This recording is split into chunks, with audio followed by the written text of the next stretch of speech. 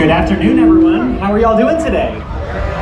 Welcome, welcome. My name is Aiden. I'm a part of the Animal Ambassador team. For anyone back there, we're over here on the Rescue Junior stage. It's my pleasure welcoming you guys here today. We're going to be doing a Cajun Crater event for you guys. We're going to take you on an imaginary trip all the way down to the bayou to show you some of the amazing animals that you can see down in the Louisiana, even parts of Texas areas. So we're going to be having 3 other animals come out today. If you guys have any questions, be sure to save it towards the end. We're going to be starting here in just a moment. Now, once again, we are bringing 3 different animals that we found in Louisiana area, starting off with the bird species that you can see right here in Texas. Now, this particular bird species is called a roseate spoonbill, and it can be found over on the coastline here in Texas and as far down south as Central America and South America as well.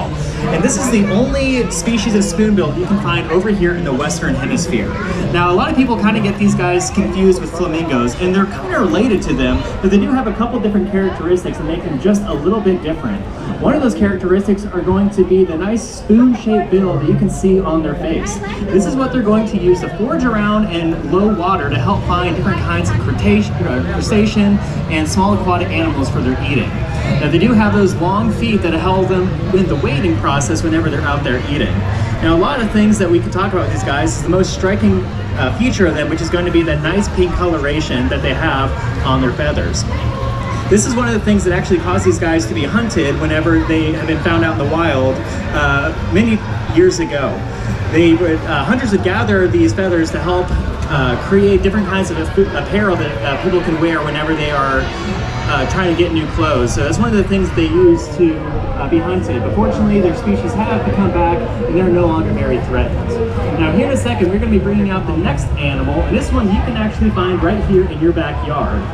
She is going to be the only marsupial species that you can find here in Texas. And it's going to be none other than a Virginia opossum. Has anyone ever seen an opossum in their backyards before? Yeah, there she is.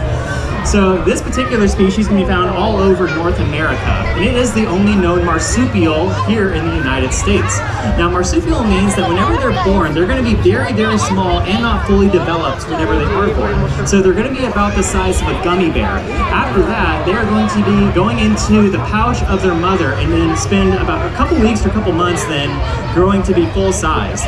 Once those babies are fully grown, they're then going to crawl onto their mother's back and then spend another couple months resting up there until they're finally able to go off on their own. Now, Abby is actually a rescue animal because whenever she was young, we think that she actually fell off of her mother's back and then had to go to a rescue and rehabilitation center to make sure that she could then continue on to live. After she had gone there, though, she was deemed non-releasable by the Texas Park and Wildlife, and we were able to offer her a forever home here at SeaWorld San Antonio. Now, opossums in general are going to serve a very important feature whenever they are out in the wild, and that's going to be eating a lot of different insects such as ticks and also something called carrion, which is really just a fancy word for any dead animals. Now, they do this to help prevent the spread of diseases, which is very, very important and also helpful for us. Going back to ticks, they can actually eat thousands of them in any given season. So it's incredibly important to make sure that if you ever see opossums out in your backyard or even in the wild environment, to make sure that they're able to do their own thing to make sure that they can continue to do their job. Abby is going to be over there with my friend Justin for a little bit, so if anyone wants to get a little bit closer and ask any questions, she's going to be hanging out there and enjoying some lunch. So be sure to ask Justin if there's anything you'd like to know about them. Last but not least, we're going to be bringing out the undisputed icon of the bayou, which is the American alligator. And this one here is named Slider. Now, Slider is just 3 years old right now, but she is still growing at a nice rate. Now, Slider is another animal that was rescued here, and she was found over in western Texas by someone who found her and her 2 sisters on the side of the road in the construction area. Now, they were so small, that individual actually thought that they were lizards, so he did something that was kind of illegal, which is pick them up and take them home for their kids. But very quickly found out that they were not in fact lizards, and then that they should be released back into the environment. Unfortunately, they were not able to get released back normally. So that's when, once again, the Texas Park and Wildlife reached out to SeaWorld so we can offer her and her 2 sisters a forever home. Whenever she came here, though, she was actually about the size of your hand, so she is growing at a very fast rate. Typically, alligators can grow upwards of about a foot every single year. So she is going to look almost identical to the alligators, which you can see over in Alligator Alley here in about 6 years or so. Now, other cool things to know about alligators, though, is that they're called ambush predators. So what they're going to do is sit close to the surface of the water with either parts of their head or their mouth exposed. And if anything happens to go in there, they're going to latch onto it and then swallow it from there. They serve a very important purpose out in their environment, which is going to be controlling those different populations of prey items, but also they're going to create what are called alligator dens out in the bayous, which can actually serve as new dens for other animals and also help with the growth and population of different plants and wildlife out there. So they serve a very, very important feature with that.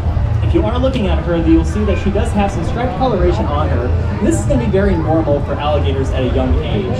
As they grow older, they are going to become a more solid coloration, and that's going to help them with their camouflage whenever they are out in their environment waiting for animals to come to them. And we do get lots of questions as to how we can tell the difference between alligators and crocodiles. One of which is that we just don't have crocodiles here in the United States. Alligators are going to have a nice U-shaped mouth on them, while crocodiles are going to be a little bit more V-shaped, and their mouth structure is going to be a little bit different, so that alligators have exposed teeth on the front, while crocodiles are going to be a little bit more zipper-like.